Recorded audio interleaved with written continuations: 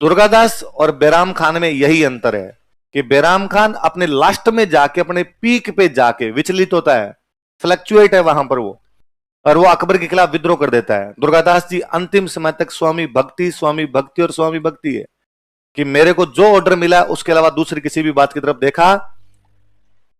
तब आजकल जब कोई पेपर आता है, किसी बंदे को टिकट नहीं मिलता तो कहता पार्टी की 30 साल सेवा की और पार्टी नहीं दिया पार्षद का टिकट, है ना, अब मैं पार्टी को छोड़ दूंगा, पार्टी की ईंट से ईंट बजा दूंगा।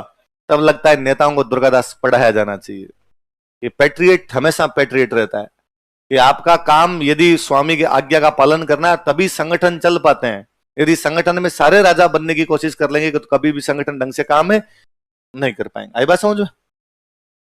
इधर अजीत सिंह राजा बना हुआ था। अजीत सिंह की एक राजकुमारी थी, उसका नाम था इंद्र कंवर। क्या नाम था? औरंगजेब के बाद में एक मुगल बादशाह बना था फर्रुख शेर। क्या नाम था? फर्रुख शेर के साथ इंद्र कंवर की शादी की गई थी। लिखो, अजीत सिंह ने अपनी राजकुमारी इंद्र कंवर का विवाह मुगल बादशाह फर्रुख शेर से किया। Ajit Singh married his princess Indra Kanwar to Mughal emperor Farrukh Sher. Farrukh शेर पढ़ा था ना हमने। फर्रुख शेर के कहने पर कोटा वाले भीम सिंह ने बूंदी पर आक्रमण किया और बूंदी का नाम बदल के फर्रुखाबाद कर दिया। अजीत सिंह को हुरडा सम्मेलन नागौर से कौन गया था बताओ देखे? हुरडा सम्मेलन नागौर से कौन गया था? बख्श सिंह। मैंने उस दिन ही आपको बात बताई थी, ये दो भाई थे, बख्श सिंह और अभय सिंह। दोनों ने अपने बाप को मार दिया था। अभय सिंह बना था जोधपुर का राजा और बख्श सिंह कहां का राजा बना था? नागौर। तो अजीत सिंह को मारने वाला जो बंदा था वो कौन था? बख्श सिंह। लिखो, हालांकि उस समय इतिहासकार जीते हुए उन्होंने खूब आलोचना की कि बख्ता बख्त बायरान क्यों मारियो जमाल, वो हिंदवाणी रो सूरमोन तुर्कानी रो साज, कि बख्श सिंह क्यों मार दिया? उस समय हिंदुओं का सबसे बड़ा राजा था और बख्श सिंह का सल्टा दिया तो सल्टा ही दिया। अब भगवान जी ने अजीत सिंह ने पिछले जन्म में कौन से ऐसे पुण्य कमाए, इस जन्म में पुण्य कमाए थे? कहते अजीत सिंह की लाश को जब जलाने के लिए लेके गए, उसकी लाश जब जल रही थी, पता नहीं कहां से कुछ मोर, तोते, बंदर, लंगूर आए और उस आग में बैठ गए आगे, और अजीत सिंह के साथ जल गए थे। अपने इतिहासकार तो फिर अपने इतिहास में तो वैसी बातें की जाती है कि वो पुण्य कमाने वाला आदमी था, अच्छा आदमी था, इसलिए पशुओं को भी दुख हुआ कि हमारा राजा मर गया, इसलिए पशु उसके साथ में जल के मर गए। मुझे लगता है पिछले जन्म में उसकी रानियां रही होगी, सती हो गई होगी साथ में आग। तो लिखो, बाद में जब दुर्गादास जी को यहां से देश निकाला दे दिया गया था, दुर्गादास जी चले गए मेवाड़। कहां चले गए? तो दुर्गादास जी को जब देश निकाला दिया तब तो मेवाड़ में राजा थे अमर सिंह सेकंड। कौन राजा थे?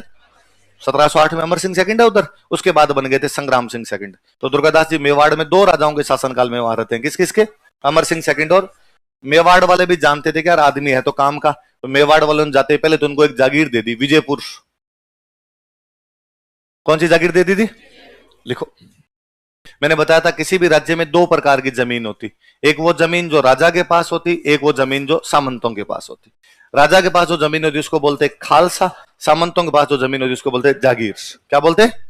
जागीर दी गई, इसका मतलब दुर्गादास जी क्या बना दिया गया? सामंत। खालसा में जो जमीन होती उसके टुकड़े होते और उन टुकड़ों को बोलते परगने। क्या बोलते? तो मेवाड़ में एक परगना था, उसका नाम था रामपुरा। कौन सा परगना था? ये परगना वही है जिसपे बाद में मराठों ने कब्जा कर लिया था। और हम पढ़ते हैं वर्षा ऋतु समाप्त होने के बाद रामपुरा में मराठों के खिलाफ क्या करेंगे? या रामपुरा परगने के अंदर बाद में दुर्गादास जी को भेजा गया। वापस सुनना, राजा के पास जो जमीन होती उसको क्या बोलते? खालसा। खालसा के जो टुकड़े होते हैं उनको क्या बोलते? परगने। राजा के अलावा जो जमीन होती है उसको क्या बोलते? जागीर। जागीर के मालिक को क्या बोलते? सामंत। तो यदि किसी को जागीर मिलती तब तो वो क्या हो जाता? सामंत। सामंत कर दो या जागीरदार कर दो, जागीर मिलेगी तो क्या हो जाएगा? जागीरदार। जिसको परगना मिलता था ना उसको बोलते हाकिम। परगना मिलता उसको क्या बोलते? कि ये वहां का क्या बना दिया गया? हाकिम। जागीर मिली तब तो क्या हो जाता था? सामंत। परगना मिला तब क्या मिल जाता था? तो बाद में दुर्गादास जी को रामपुरा का हाकिम बनाया गया। कहां का हाकिम बनाया गया? लिखो, फिर वहां मालवा मध्य प्रदेश में पड़ जाता है सब, वहीं रहा करते थे। वहां उज्जैन में दुर्गादास जी की डेथ हुई। कई दिन यार रामपुरा रहे थे, फिर बुढ़ापा आ गया, फिर उज्जैन चले गए थे। कहां चले गए थे? उज्जैन। और वहीं उज्जैन में डेथ हो गई थी इनकी। वहीं उज्जैन के अंदर एक नदी बती है सिप्रा। कौन सी नदी है? इसके किनारे दुर्गादास जी की छतरी बनी हुई है। दुर्गादास जी की छतरी कौन सी नदी किनारे? 1718 में उनकी डेथ होती है। कहां पर होती है उनकी डेथ? लिखो,